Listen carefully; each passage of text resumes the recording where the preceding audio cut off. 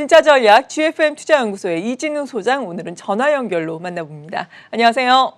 네, 안녕하세요. 네, 미국 증시 고점에서 다소 쉬어가고 있습니다. 국내 증시도 좀 조정을 받다가 다시금 힘을 내는 양상이 최근에 계속해서 나오고 있는 상황인데요. 지금 고점에서 쉬어갈 준비를 하고 있는 걸까요? 혹은 재상승의 준비를 하고 있는 걸까요? 지금의 지수대에 대한 평가는 어떻습니까?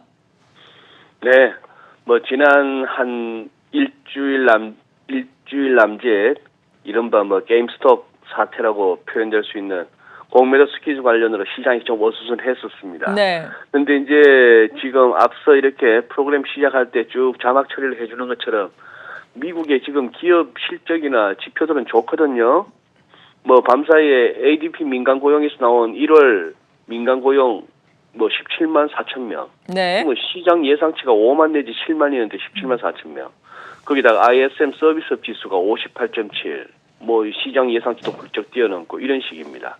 그럼에도 불구하고 조금 한번 다우지수 보내드린 차트 먼저 한번 보시면은 어제 오른 게 36포인트, 퍼센테이지로 0.12%입니다. 거의 제자리 걸음을 했다라고 볼 수가 있겠죠. 저기서 이제 기술적으로만 접근하자면은 다우지수도 우리 코스닥과 마찬가지로 최근 좀 조정을 받는 와중에 61선에서 지지를 받는 그런 양상입니다. 그런 가운데에 조금 이제 전고점을 열 수 있을 것인가 하는 부분이 살펴봐야 되겠고요. 나스닥이 재밌습니다. 나스닥 보시면은 밤사이에 구글, 그러니까 알파벳 C로 우리가 알고 있죠. 구글은 실적이 엄청나게 좋아지면서 7%, 8% 이렇게 올랐는데요. 반면에 이제 아마존도 좋았죠. 근데 아마존은 아무래도 제프 베조스 그 CEO의 이제 일선에서 물러나겠다 하는 그 발언 때문인지 몰라도 나스닥은 또 2% 정도 밀리기도 하고 했는데 전반적인 지수에서 흐름이 즉 몇 개 종목 빼고 빠진 종목이 더 많았다는 얘기입니다. 구글이 그만큼 올랐는데도 불구하고 지금 일목균형표에서 캔들을 보시더라도 그렇고 왼쪽으로 이렇게 왼쪽으로 당겨놓은 후행 스팬을 보더라도 조금 현재 여기에서 이제 시장은 이중천 더블 탑에 거칠 것인지 아니면 전고점을 열고 더 갈 수 있는 것인지를 갖다가 한번 확인하는 그런 과정이 필요하겠습니다. 그럼 문제의 게임스탑 같은 경우는 그 다음 차트 한번 보시죠. 이렇게 CNBC에서 가져온 차트입니다만 이거는 종가 기준으로 하니까 생각보다는 좀 밋밋합니다. 지금 Y축을 보시면 300불에 못 미쳤는데 사실은 저걸 갖다가 일중 고점 저점 다 볼 수 있는 캔들 차트로 확인해 보자면은 지난 1월 28일 날은 저게 481불도 한번 찍었었죠. 고점이. 그래서 지금 여전히 고점 대비 한 70% 이상 밀린 상황인데 어제 조금 올랐습니다만 시간의 거래에서 다시 또 밀리는 양상 이렇게. 근데 다만 이제 그 다음 S&P 500 빅스를 한번 변동성 지수를 보자면은 지금 월가에서 나오는 얘기는 그렇습니다. 우선 확대한 데일리 흐름을 보시자면은 최근 한 3일 후루룩 떨어지고 있죠. 갑자기 저렇게 훅 꺼졌을 때가 이른바 게임스탑 그 숏스퀴즈 난리칠 때였습니다. 그런데 그 이후에 다시 떨어지고 있으니까 괜찮은 것 같습니다만 전반적인 큰 그림 이 월간 추이를 보시자면은 여기서 월가에서 나오는 얘기는 그런데 이 변동성 지수가 위로 크게 치솟지는 않지만 아래로 시원하게 떨어지지 않는다에 대해서 조금은 걱정하는 모습이죠. 즉 아직도 25 근처인데요.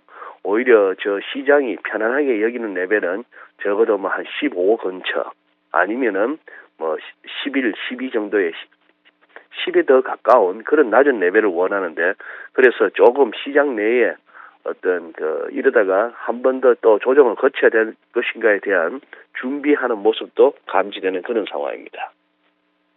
네, 이런 가운데 게임스톱 이번 주에만 한 70% 정도 떨어졌습니다. 간밤에는 약간 좀 오르는 양상도 나타나기도 했었는데 네. 이 게임스톱 열풍을 또 이끌어낸 미국의 개인 투자자, 유튜버 로어링 키티, 이 키스질에 대해서 요즘 많은 이야기 나오고 있다고요.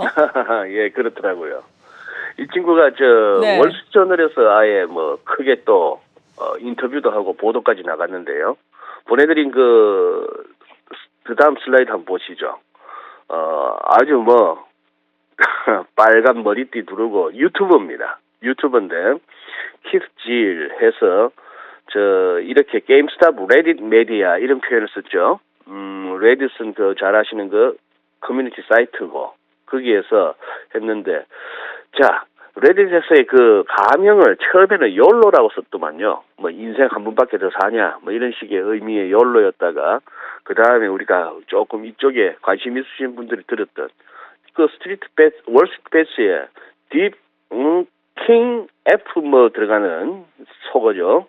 그런 밸류, 저런 가명을 쓰는 선수가 있더라 했는데, 그 다음 슬라이드 보시면은, 아마추어가 아니었다는 얘기죠.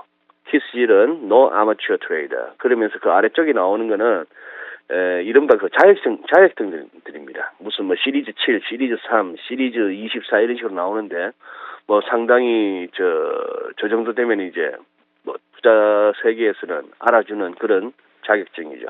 대학 시절에 중거리 육상 선수로 제법 날렸다 그러고, 아래쪽이 지금 이제 유튜브 장면입니다만, 그 다음 슬라이드 한번 보시자면은, 작년 7월, 8월부터, 이 로링 키티라고 하는 이 유튜브 채널을 갖다가 하고 있는데, 저런 식입니다.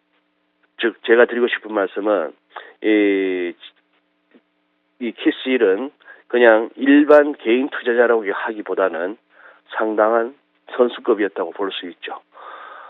총 발행 주식의 140%에 달하는 공매도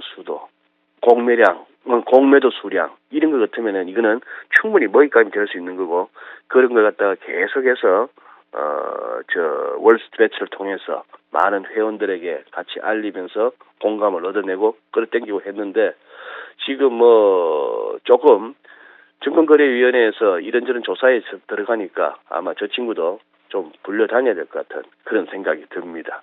지금 미국의 뭐랄까 할까요?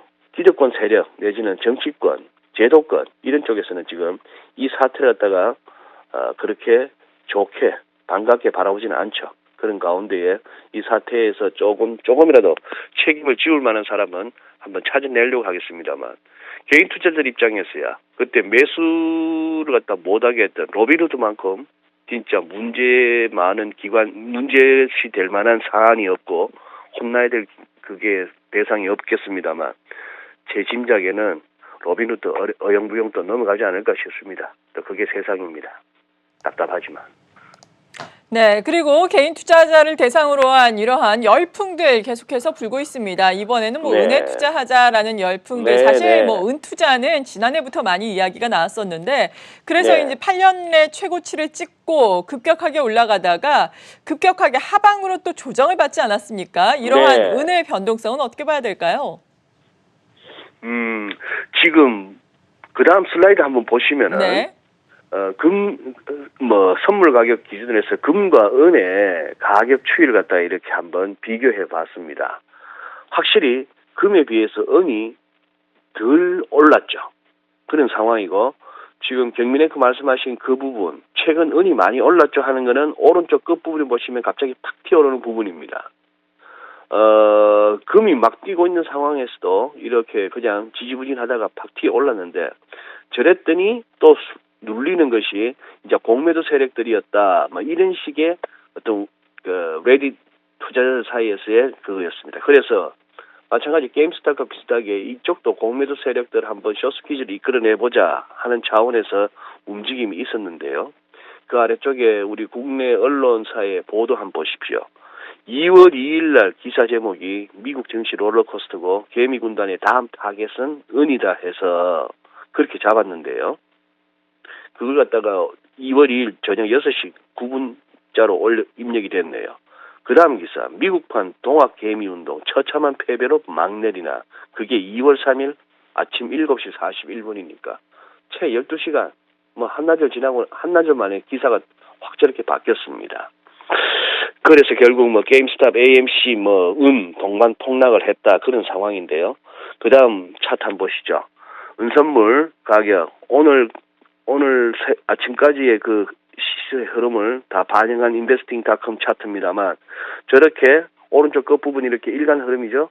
팍팍팍 뛰어 올랐을 때는 소위 말하는 그 레딧의 투자자들, 월스트리트에서 야, 우리 은도 한번 쇼스퀴즈 한번 이끌어내보자 했던 그 상황이 어제가 아닌 그저께는 결국 또 저렇게 급락으로 이어졌고 그냥 고만고만한 상황입니다만 조금 그런 생각이 듭니다. 이 은시장 좀 생각보다는 크고요.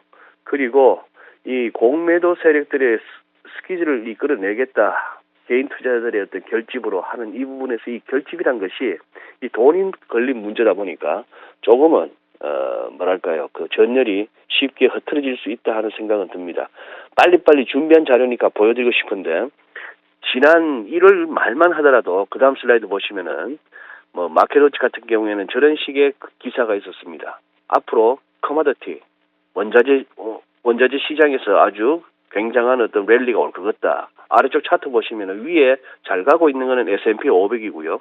아래쪽은 S&P 500 쪽에서의 커머디티 관련한 지수입니다. 확실히 커머디티가 많이 눌렸다는 생각은 듭니다. 저것만 보면은 원자재 쪽으로 가고 싶다 하는 생각이 드는데 이게 이제 돈 되는 정보일지 아니면 낚기 위한 떡밥일지 개인들 상대로 낚겠다는 그런 생각이 들기도 합니다. 그 다음 슬라이드 보시면 왜 제가 이런 생각을 하는가 하면은 구리 말이에요. 구리 위클리 차트입니다. 위클리 차트가 저만큼 왔으면은 꽤나 오지 않았나요? 그리고 오른쪽 끝부분 보면 좀 이제 기술적 보조지표를 보더라도 좀 간당간당합니다. 그런 상황이고 그 다음 슬라이드 보시면은 곡물 시장의 대두 콩이죠, 콩. 이쪽도 보시면 위클리 차트 물론 과거에 절대적으로 높았던 레벨에 비하면 낮긴 합니다만 저 올라왔던 최근 흐름 저런 걸 보자면은 저 같은 경우는 글쎄요 저 마켓워치 기사를 갖다가 그냥 그대로 맹목적으로 믿기에는 조금 그렇습니다. 이번에 우리가 게임스탑 사태를 보면서 알았지만 기관들이나 월가의 주류 언론들이 결코 개인들을 위해서 뭔가를 올리고 기사를 쓰거나 무슨 뭐 일하는 사람들이 아니라는 거 우리가 확인했지 않습니까? 오늘은 또 그 말씀도 좀 드리고 싶습니다. 네, 그리고 중국 같은 경우에는 최근에 긴축을 하는 것이 아니냐, 설 연휴 전에 네. 이러한 정책이 나오는 것이 아닐까라는 우려감 지금 어느 정도 제기가 되고 있습니다. 그런데 이런 가운데 리강 인민은행장 경기 회복을 위한 지원 정책은 유지를 한다라고 또 발언을 했는데 어떻게 해석을 해봐야 될까요? 안 그래도 지난주 같은 경우에 네. 인민은행에서 계속해서 뭐 영래포를 통해서든 아니면은 머니마켓 쪽에 조금 이렇게 돈줄을 쪼는 듯한 그런 액션을 취해서 시장이 조금 긴장을 하긴 했습니다. 그러나 지금 이제 뭐 이강 인민은행 총재의 발언도 소개하셨지만 또 그렇다고 중국은 늘 그거죠. 밀당에 또 나름대로 재주가 있는 집단 아닙니까? 그래서 또 너무 시장이 우려할까봐 그 정도 해서 그래도 경기 지원을 위한 그런 어떤 통화정책은 여전하다라고 해서 너무 겁내지 마라 하는 정도는 좋습니다만 중국은 이렇게 보고 싶습니다. 그냥 이런저런 썰은 많습니다만 한번 시장 흐름 그 자체를 보고 판단을 하시죠. 상하이 지수 저렇습니다. 어렵게 상하이 지수 보시면은 작년 여름 이후에 쭉 계속해서 저항 구간을 됐던 부분을 올라는 섰습니다만 최근 조정 국면에서는 일단 그 선이 그리고 작년 팬데믹 이후에 추세선에서 지지를 받았습니다만 저 근처가 계속해서 지지될 수 있을 것인지를 좀 살펴볼 필요가 있겠고요. 그 월간 차트를 볼 것 같으면은 그 다음 월간 차트를 보자면은 조금 우선은 그런 생각이 듭니다. 중국 시장 아직 조금 더 위로 여유가 있을 것 같은데 즉 고점끼리 연결한 우하향하는 선까지 닿으려면은 조금 더 여유가 있잖아 하는 생각은 해볼만 합니다. 그런데 이제 그 다음 차트 보시면은 중국 얘기하면서 상하이 지수 얘기하면서 자주 말씀드렸던 귀주 모태주 마오따이주죠. 월간 차트 보면 좀 아찔합니다. 저런 가운데에 데일리 차트도 조금 보면은 기술적인 접근이긴 합니다만 지금부터 한 일주일 정도가 저 시장도 승부가 아니겠는가 저 종목 같은 경우에는 생각이 들고요. 심천도 똑같은 상황입니다. 심천도 보시면 그러한데 심천에서 저렇게 가격에다가 이렇게 노란색 음영 처리한 거는 조금 패턴 자체가 여기서 헤드앤숄더도 가능하기 때문에 향후 추이를 갖다가 좀 지켜보자는 얘기고요. 여기서도 이런 그 다음 종목 보시면은 뭐 어떤 회사인지는 모르겠습니다만 회사 이름만 봐서는 특수한 회사인 것 같아요. 특수한 회사인 것 같은데 저런 식의 흐름입니다. 참 놀랍습니다. 뭐 자동차에도 고속철에도 뭐 비행기 엔진에도 뭐 여기저기 수요 늘지 않겠느냐 하는 그런 식의 스토리는 받쳐주는지는 모르겠습니다만 어쨌거나 저런 식으로 달려가는 시장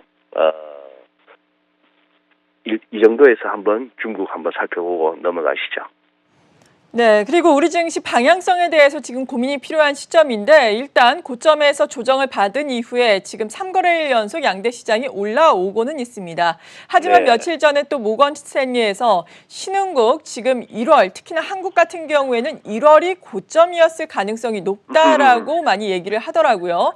네. 여기에 근거에 대해서 앞서서 뭐 전기동 가격 많이 올랐다라고 말씀해 주셨는데 네, 구리 네. 가격도 고점 대비해서 좀 하락하고 있고 지금 조정의 기미가 좀 보인다라는 분석인데요. 어떻게 보십니까? 예, 일단은 원웨이 시장, 즉 일방적으로 오르기만 하던 시장에서 조금 이렇게 조정도 한번 급한 조정도 겪고 난 이후라면은 그 다음은 우리가 어느 정도의 변동성 장세는 각오해야 될 것 같습니다. 하루 오르고 하루 빠지거나 오전에 오른 것 같은데 오후에는 빠지고 그 반대의 경우 오전에 급락이 나왔는데도 오후에 거의 보합세나 플러스로 돌리기도 하고 그런 상황이죠. 지금도 나오는 저 차트도 의미가 있습니다만 제가 보내드린 코스피 일간 일목균형표를 한번 보시자면은 지금 어쨌거나 나름대로 이렇게 일간 기준선 근처에서 지지를 받고 올라오고 있습니다. 그런데 결국은 지난 1월 11일 봤던 3266포인트 저 전고점을 열 수 있는가의 문제입니다. 열 수 있는가의 문제고 조금은 여기서 상방과 그동안은 상방의 힘이 일방적이었다면 지금 최근 조정을 받으면서 상방의 힘과 조금 하방 좀 조정 좀 받고 가자 하는 힘이 서로 지금 부딪히고 있는 와중이라고 보시면 될 것 같고요. 코스닥도 똑같습니다. 기술적으로는 딱 보면 저 레벨에서는 그 다음 슬라이드 보시면은 61선 수급선에다가 작년 3월 이후에 추세선에서 딱 걸렸으니 저 선을 어떻게 한 번만에 깨겠습니까?